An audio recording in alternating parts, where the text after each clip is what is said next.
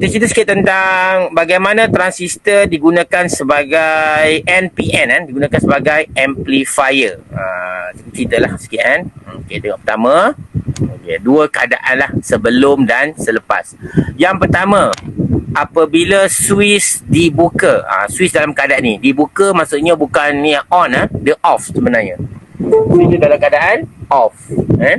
Switch dalam keadaan off. Okey. Dia kata mentol lampu L1 tidak menyala. Ni L1 tak menyala. Kerana litar tapak tidak lengkap dan arus tapak adalah sifar. Betul tak? Bila kamu tutup dalam keadaan macam ni, arus tak boleh mengalir. Jadi mentol ini tidak menyala. Okey, ni rasa boleh faham lah kot. Sebab macam ni memang lampu tak menyala kan? Okey. Kita tengok pelan. Tu lampu lah. Switch terbuka. Dan mentol L2 tidak menyala. Walaupun litar pengumpul telah lengkap. Walaupun litar ni dah lengkap. Tak ada switch pun. Kita tutup semua. Kan? Kerana transistor tidak dihidupkan. Dan arus IC adalah sifar. Kenapa sifar? Kerana IB tak ada. Selagi IB tidak mengalir atau tidak dapat menghidupkan transistor, IC tidak boleh mengalir. Jadi lampu L2 pun tidak menyala. Okey. Dia bersyarat lah. Dia bersyarat. Okey, tengok kedua. Apa jadi yang seterusnya? Apabila switch ditutup. Switch ditutup. Macam ni. Maksudnya arus tapak sudah boleh mengalir. Arus tapak mengalir kan. Pengaliran arus tapak. IB mengalir. Dan jika IB ni cukup untuk menghidupkan transistor, jadi IC akan turut mengalir. Jadi lampu L1 menyala. Dengan malap. Kenapa malap? Sebab lampu ini adalah litar arus yang kecil. Tu malap tu kan. Jadi RB tak apalah RB berintangan tinggi dan arus tapak adalah sangat kecil. Sebab tu lampu malap. Kita guna RB, rintangan dia agak tinggi sebab menghasilkan arus tapak yang rendah.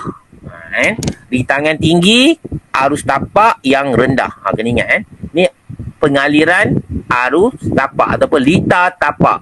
Sebab arus boleh mengalir dalam transistor ni, IB mengalir, maksudnya IC yang tunggu tadi tu dia boleh mengalir sama.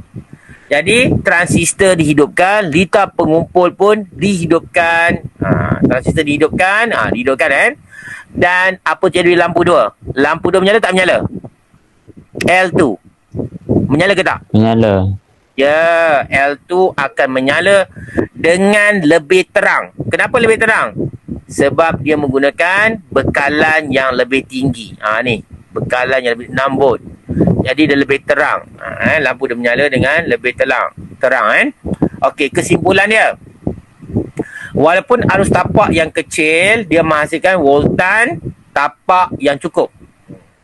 Walaupun arus tapak yang kecil, dia menghasilkan satu voltan tapak yang cukup. Maksudnya voltan yang dibekalkan ni adalah cukup untuk menghidupkan transistor.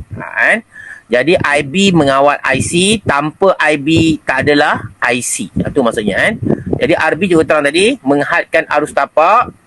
Arus tapak supaya transistor tidak menjadi panas dan terbakar. Jadi ini fungsi dia adalah menghadkan arus. Kalau kamu jumpa je perintang, sudah tentu fungsi dia menghadkan arus. Tapi sebab kita tahu arus yang mengalir sini adalah arus tapak, jadi kita panggil menghadkan arus tapak. Itu fungsi dia kan. Fungsi dia adalah menghadkan arus tapak. Okey. Cikgu rasa boleh kau ni kan? Ada masalah tak? Masih okey? Minta respon? Okey. Okey, cikgu teruskan Sallallahu ala Muhammad. Sallallahu